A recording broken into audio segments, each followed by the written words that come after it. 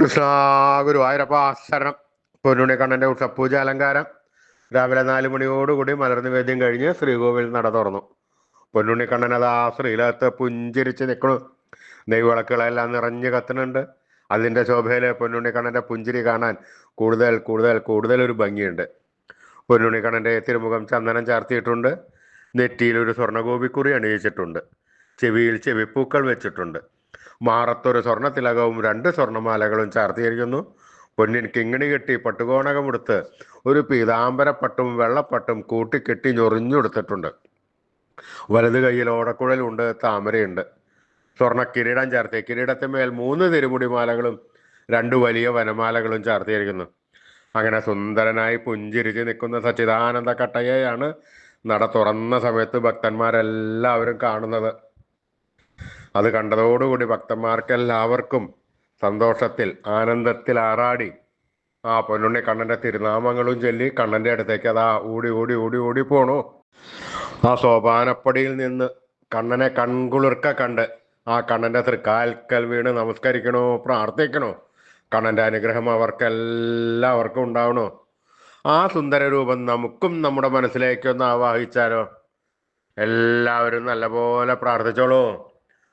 പൊന്നിൻ കിങ്ങിണി കെട്ടി പട്ടുകോണകം ഉടുത്ത് പീതാംബരപ്പട്ടും വെള്ളപ്പട്ടും കൂട്ടിക്കെട്ടി ഞൊറിഞ്ഞുടുത്ത് വലത് കൈയിൽ ഓടക്കുഴലും താമരയും പിടിച്ച് സർവാഭരണ വിഭൂഷിതനായി നിന്ന് പുഞ്ചിരിക്കുന്ന സച്ചിദാനന്ദ കട്ടയുടെ രൂപം എല്ലാവരും മനസ്സിൽ വിചാരിക്കുക. നല്ലപോലെ വിചാരിച്ചോളൂ. ആ പൊന്നുണ്ണി കണ്ണൻ അതാ നമ്മുടെ മനസ്സിന്റെ ഉള്ളിലേക്ക് അതാ കയറി വരണു. ആ പൊന്നുണ്ണി കണ്ണൻ അവിടെ എത്തിക്കഴിഞ്ഞാൽ ആ കണ്ണനെ അവിടെ കൂട്ടിപ്പിടിച്ച് അവിടെ നിർത്തി അവിടെ പ്രതിഷ്ഠിച്ച് ആ കണ്ണനുമായി കുറച്ചു നേരം സംവദിച്ച് ആ കണ്ണനെ ഒന്ന് കൊഞ്ചിച്ച് ഒന്ന് ലാളിച്ച് ഒരു മുത്തം കൊടുത്ത് ആ കണ്ണന്റെ തൃക്കാൽക്കൽ വീണ് നമസ്കരിച്ചോളൂ, പ്രാർത്ഥിച്ചോളൂ. കണ്ണന്റെ അനുഗ്രഹം നമുക്കെല്ലാവർക്കും ഇപ്പോഴും ഉണ്ടാവും. എല്ലാവരും നല്ലപോലെ പ്രാർത്ഥിച്ചോളൂ. കണ്ണന്റെ തിരുനാമങ്ങൾ ചൊല്ലിക്കോളൂ. നാരായണ നാരായണ നാരായണ നാരായണ.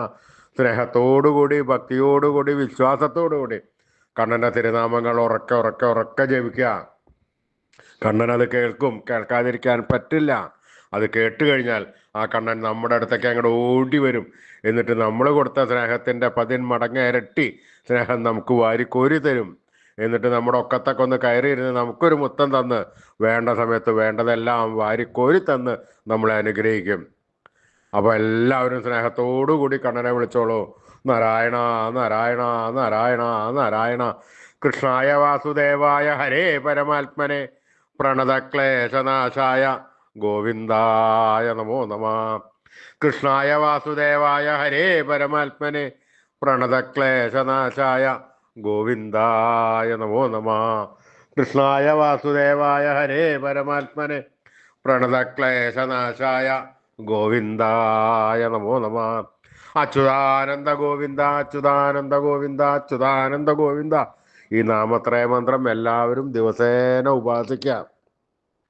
നിത്യം ഉപാസിച്ചു കഴിഞ്ഞാൽ നമുക്ക് ആയുരാരോഗ്യ സൗഖ്യം, സർവസമ്പൽ സമൃദ്ധി, സർവൈശ്വര്യം, സന്തതി പരമ്പരകൾക്കെല്ലാം ശ്രേയസ് ഉണ്ടാവുന്നതാണ്.